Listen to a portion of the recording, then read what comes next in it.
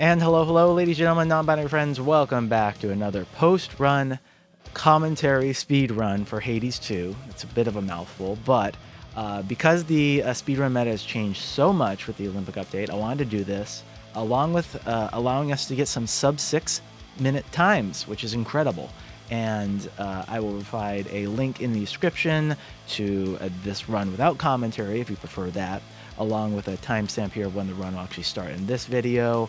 There will also be some resources, I think a link to Croven's video of actually beating my time of this weapon by a full 10 seconds, which is incredibly remarkable in speedrunning. So, but before that, I want to provide just some context and kind of what decisions were made in this run, just to ease up on some of the actual commentary during the run. So let's do that. Let's look at the Arcana deck first. This was the arrangement I had. One of the biggest changes for this weapon at least, and I think probably all weapons really, is that this new Strength Arcana, if you have no Death Defiance effects, you take minus 50% damage and deal plus 25%. The minus 50% damage and plus 25% extra damage, it's pretty gigantic, and it allows you a lot of time save in pretty much all the regions. It does make things rather scary. You have to be very cognizant of your health, and especially when we take the White Antler, which caps your health at 30, that leads to a lot of scary moments, but we will get to that. So that was one of the biggest changes here.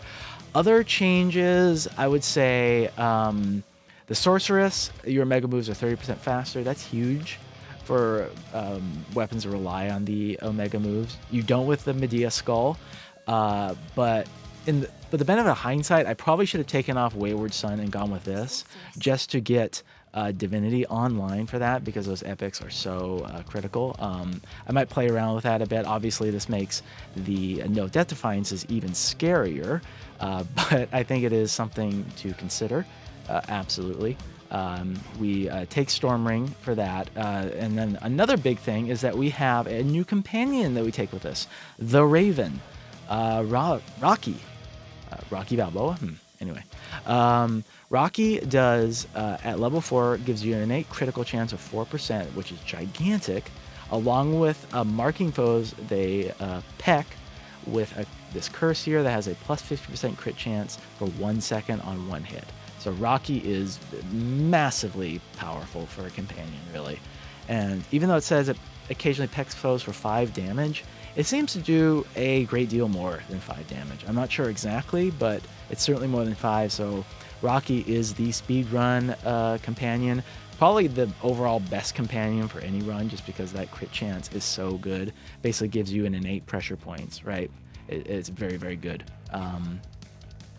Other things, the fear options changed here somewhat. For speedrun purposes, I just have the timer on. Frenzy to level 2. I still go back and forth whether I want to do level 1 or level 2. For the speedrun, I did 2. The other, I should also mention that there is no fear setting that lowers your magic by half, which makes the Huntress Arcana much more difficult to activate. I just end up not taking Huntress anymore, really. Maybe that will change in the future, but I think that is enough preamble for the run. I hope you enjoy it, and watch it. Like, comment, subscribe, and if you have any speedruns you do, give me some pointers. Maybe I do something wrong. But yeah, hope you enjoy it. All right, and here we go, showing off a death as is standard. Because kind of the initial setup for this run, at least at the start, is basically the same as the prior Medea video. For me, I like to take Stormring. I just find it maybe a little faster than taking the special out of the gate. It's probably less consistent though, so that's a consideration. But because that's kind of the same, we can talk about certain other differences. Like, we might as well just get, let the cat out of the bag, talk about it early. The Fig Leaf has really changed things significantly. If you don't know, the Fig Leaf is a keepsake from Dionysus that gives you a 50% chance of no enemy spawns for an encounter, up to 3 encounters when fully level, and actually 4 encounters if you have Cherished Heirloom to get those keepsakes to level 4. So it is basically a dice roll 3, potentially 4 times in a row to have no encounters, and so that ends up being huge in Tartarus, which has 5 guaranteed encounters, right? If you're wondering about the odds there, getting 3 out of 5 encounters skipped like that, it's about 1 in 3. I know it seems like it should be less than that, but because the question isn't can you get 3 in a row heads, let's say, the answer is can we get 3 out of 5 heads in some permutation of that. So it ends up being about 1 in 3.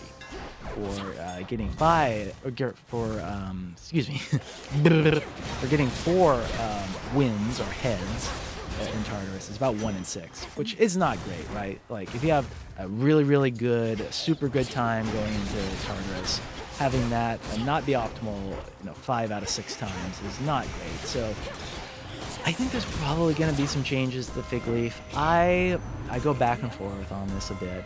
By the way, getting Hera here, really good. I believe I roll to get... yeah.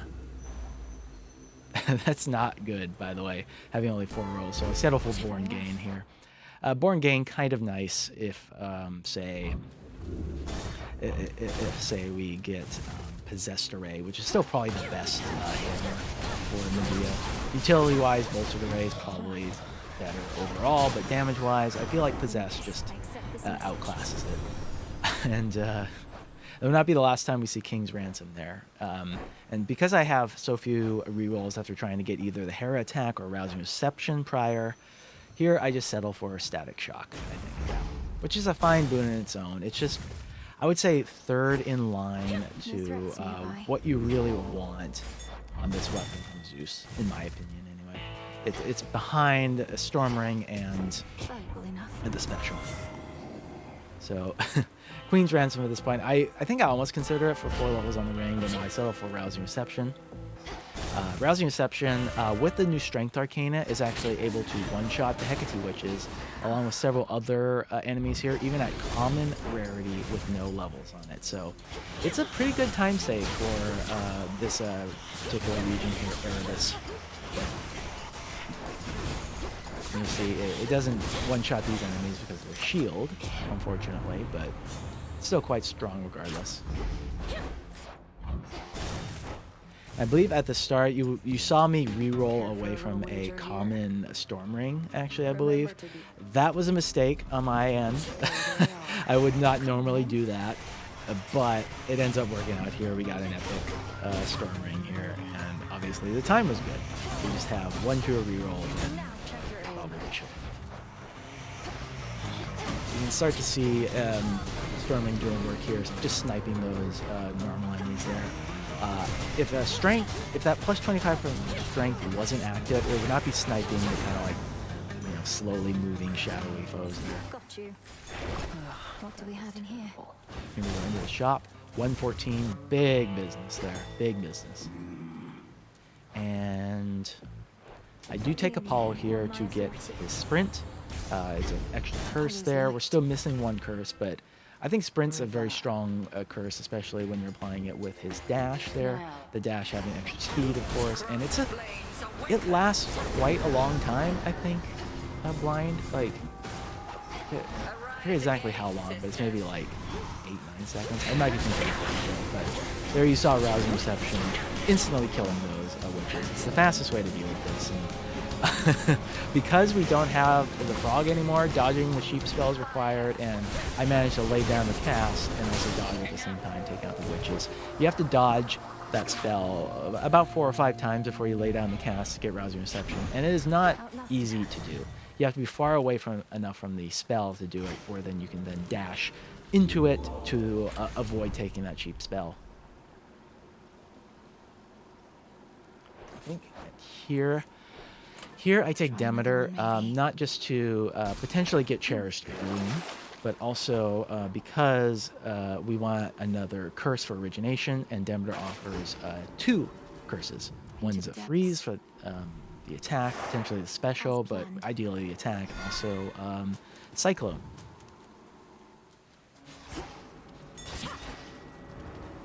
Cyclone also potentially synergizes well with Apollo here, since their duo boon. Wait, is it called? It might be called No, the Cyclones are the duo boon between Apollo and Demeter when you get the... God, what are they called? The Gust? Is it called Gust? I can't remember. I'm so sorry. But yeah, that duo boon that gets the Cyclones it's quite strong. They do... I think they do 70 base damage per half a second. So I'd say among the duo boons, it's quite solid. But we do get the attack, and an epic attack at that, which is great. So at this point, we could get a Cherished Heirloom. It's worth a reroll here. And I think I settle for Hailstorm, which is... Hailstorm probably needs some kind of a buff. And look at that, though. Cocoon's right there, and it's the first one there. So we roll again for Hera. Again, trying to get a Cherished Heirloom here. What's really nice about the freeze on the attack is we can keep the Serpent in place for a little while. Just don't have quite the DPS to knock him down before he teleports away. Chalk that up to a lack of having a Blitz on the special, probably. Again, Queen's Ransom here. Very unfortunate. I settle for Nasty Comeback, though. I avoid Hermes because Hermes cannot be a free room, even though this ultimate is not. We're kind of looking for Artemis here. Artemis offers a free room along with a very powerful boon, potentially, right? That adds crit chance. Don't get it. And one of the new items here, what would you call that? The Danade? That's not how you pronounce it, I'm sure, but Danade dagger. Plus 200% damage on attack or special with no boon supplies. Very, very good here as we have no special. Extra DPS. And I believe this is the final regular encounter of Oceanus. Very unfortunate that Artemis did not show up here. That's probably one of the big time losses that happens here. We just don't get Artemis. It happens, you know. In the name of Hades. And there it is, Arctic Gale. Thank you. And it is Gust that is the actual curse. There's some...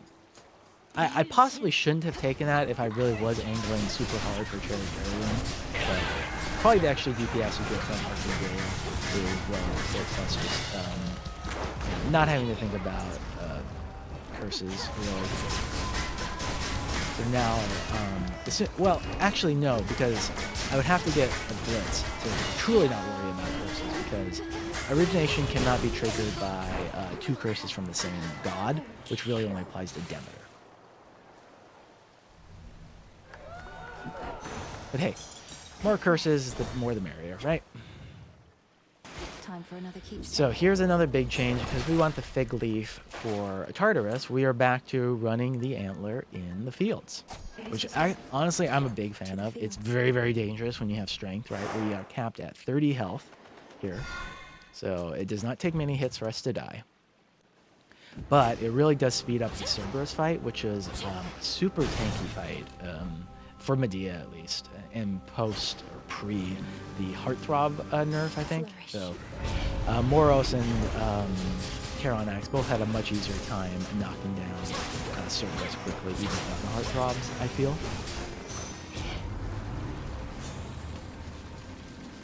Settle for a Palm on Static Shock here. Something I don't think we get is air quality here, which is really, really awesome with Arctic Gale as well, because that automatically makes it so that each tick of the Arctic Gale does 30, and I think it's 0.25 per. I think it's 30 per quarter of a second. Yeah. So if we had gotten air quality, that would have done a lot of damage from that Arctic Gale for sure. Basically like a secondary storm at At this point, I consider King's Ransom because we have multiple Hera boons, but I settle for the special because we just need that. Hi, Echo. Getting stuck on some geometry there, always good. And Boon's funny. It lets you choose one of 3 random boons now from the previous night, so you have to kind of remember what was going on the prior night. When you're deep into a marathon session like this, like I was, I find it hard to keep track of what was what, though. So I settle for a dodge, just for survivability. And ooh, this is not a great fields room here. It's nice to have 2 of them next to each other, but you saw I struggled there to actually find either of them or find the tree. It's always bad. At a certain point, I'll just have them fully memorized, and then that'll be fine. And then maybe they'll introduce more possible field rooms. Wouldn't that be awesome? Wouldn't that be nice? Something to note, too, there's a new Athena keepsake, which gives her a chance to appear if you have no death defiances, which is another synergy with strength. It seems a little wonky. I don't think it works in the fields at all. And it doesn't actually pause the timer in the encounter she appears in. It only pauses when she finally appears. And I've had instances where I've actually fully cleared the encounter before she appears, which is weird. So there's some wonkiness with that one. Some strong boons, though, for sure. And here is one more chance for... Yeah, we did not, unfortunately, get Cherished Heirloom. So we settle for that Bridal Glow there. Picked Arctic Ring and Blinding Sprint, which is... I would have preferred the special, obviously, but you can't always give what you want. Don't take your sorrow out on me. We also picked up a hammer back there, Colossus Driver, which is a big damage boost for the special. Actually, if you get that, I think it is well worth trying to get, say, Aphrodite on the special at that point, because Aphrodite offers a big plus, especially heroic and some columns on there. And so, Colossus Driver and everything allows us to knock down Cerberus quite quickly. About 4:30 going into Tartarus here. Very solid time, but we're now reliant on some Fig Leaf RNG. And this is very contentious right now, I think. The biggest thing, I think, is that, one, it feels very bad to not get all your Fig Leaf charges or potentially any Fig Leaf charges used. Fair trade. It's also completely out of your power, right, whether it goes off or not. And so... It also, it does mean that you aren't really playing the game, even when it does go off, right? Like, it just means you aren't actually fighting, which is not, there's not really anything skill-based there, right? So, I'm not sure. I go back and forth on it. On some conceptual level, I like it, right? Because it's bringing the sort of RNG that is from, like, fountains or cocoon rooms or other free rooms like that. Into a keepsake, and allows you to apply that to the final region of the Underworld. You could also try it out in the fields too, right? Also, maybe from a casual perspective, something where maybe you really struggle with some of the later areas and just want to get some chance of skipping them more often, right? So I can see that as well. So I don't know. I think I would not like them to completely throw this one out, I don't think. There's a lot of unhappiness with just how much RNG it brings in and how it really is in speedrunning the de facto keepsake for Tartarus, as you're seeing here, as we just skip room after room here. But I hope they keep it like slightly the same, maybe fix the number of rooms you can skip and just make it like you're allowed to skip 2 out of 5 upcoming rooms, 3 out of 5, 4 out of 5, with no randomness involved there. It's just random on when it'll pop out of those 5, maybe. But it'll be guaranteed how many times it does. And so here's enough about the Fig Leaf. Here's a big thing we got. We finally take King's Ransom, which takes those 4 boons from Hera we got, and then gives us additional palms plus 4 levels to every Zeus boon we have. So we now have massive power boost to our ring, our special, and also static shock. And so you're going to see us really tear through from super fast there. Already his phase. That King's Ransom was just... If we didn't have that, this would probably not be a sub-6, because we just wouldn't have quite the DPS to get it. And he's given us some really nice attacks here as well. Sometimes he really loves to spam the time freeze circles there. Those are hard to deal with, especially with Medea, since you're trying to be close to him here. I try to get as much damage and then zip into the safe spot there. The cast actually knocks him back into this second phase, which is great, and then he's done. I think you saw like an 1800 blitz hit there, which is pretty bananas. That I don't think that was a crit either. That just shows how strong King's Ransom is, because there is a cap to how much the levels on these base damage boons diminish. So I think with the Flourish, it's like 15. So we probably got like 10 levels of plus 15 base damage to that. So they're really very impactful relative. And look at that. The stack shock lightning damage is doing 100. And I think at rarity, it starts at 15. So yeah, pretty awesome, that boon. But that's the end of the run there. I hope you enjoyed it. If you did, please come back. Look out for some more. I'm going to try and stream some more this Hades 2 here and on Twitch soonish. So look forward to that then. Okay, bye.